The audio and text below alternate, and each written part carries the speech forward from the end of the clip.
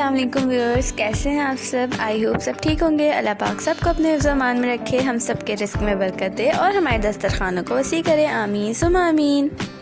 आज मैं बना रही हूँ गाजर की खीर, जिसके लिए मैंने ले ली है 3 अदद गाजर और 1 किलो दूध। गाजर इसमें कम डलती है क्योंकि चावल भी डलते हैं। ये गाजर वाली खीर है जिसे हम गजरेला भी कहते हैं, तो उसमें गाजर कम यूज़ होती है। तो यहाँ पर मैंने 3 अदद गाजर को कद्दूकश कर लिया था और उसे दूध में मिलाकर चूल्हे पे चढ़ा दिया है। इसे हम लो हीट पे पकाएंगे, लो फ्लेम पर। मिल्क यहाँ मैंने वही लिया है जो नॉर्मली हमारा यूज़ होता है, गाय वाला, और ये बॉयल था पहले से। तो अगर आप टेट्रा पैक मिल्क यूज़ करना चाहें तो वो भी कर सकते हैं, और गाय वाला अगर यूज़ करना चाहें तो वो भी कर सकते हैं। दोनों में ही बहुत मज़े की बनेगी है। अब हम इसको लो हीट पे पकाएंगे ताकि इसका कलर चेंज हो जाए, ये थोड़ा सा थिक हो जाए। तो आप ये देख सकते हैं सिर्फ गाजर और दूध है और कुछ भी नहीं है। तो इसे मैंने इस तरह से पकाना है और लो हीट पर इसे चलाते रहना है चम्मच, ताकि जले ना नीचे से। तो अगर आपको मेरी वीडियो पसंद आए तो इसे लाइक और मेरे चैनल को सब्सक्राइब करना मत भूलिएगा।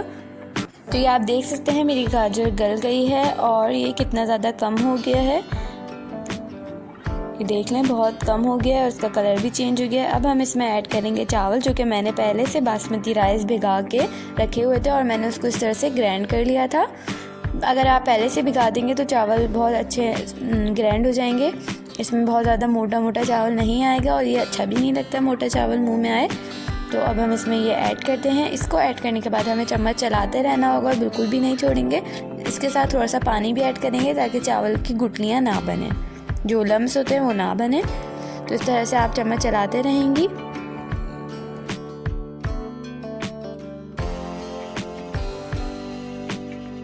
अब हम इसमें ऐड करेंगे इलायची पाउडर। ये मैंने इलायची को कूट लिया था, तो मैं अब ये इसमें ऐड कर दूंगी ताकि इसकी अच्छी सी खुशबू आ जाए।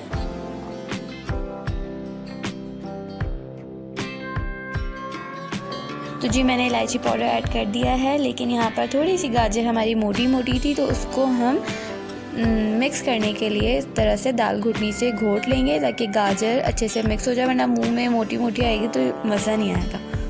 तो इस तरह से हम घोट लेंगे तो ये बहुत ही मज़े की हो जाएगी।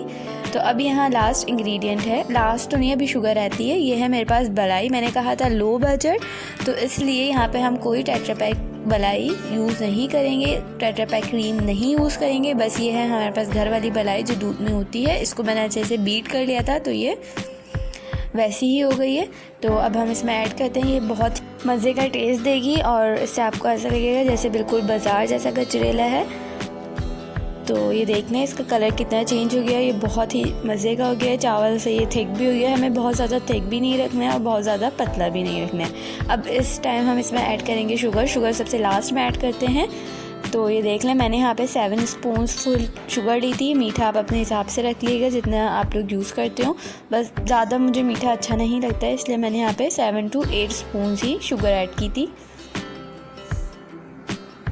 अब हम इसको और पकाएंगे ताकि हमारी शुगर मेल्ट हो जाए, और शुगर पानी छोड़ती है तो इसलिए पकाना ज़रूरी है ताकि थिकनेस इसकी वैसे ही हो जाए जैसे पहले थी। तो ये देख लें, आप ऐसी थिकनेस रखनी है, बहुत ज़्यादा थिकनेस भी नहीं रखनी। और ये बहुत ही मज़े की लग रही है अभी से ही। तो देख लें, इस तरह से मैं चम्मच चला रही हूँ ताकि शुगर हमारी मेल्ट हो जाए। और ये मेरी एक गजरेला तैयार है। अब मैं आपको डिश आउट करके दिखाती हूँ। तो ये ठंडा हो गया था। अब हम इसको एक बाउल में निकालते हैं। तो ये देखें आप। देन हम ऊपर से बादाम पिस्ता ऐड करेंगे।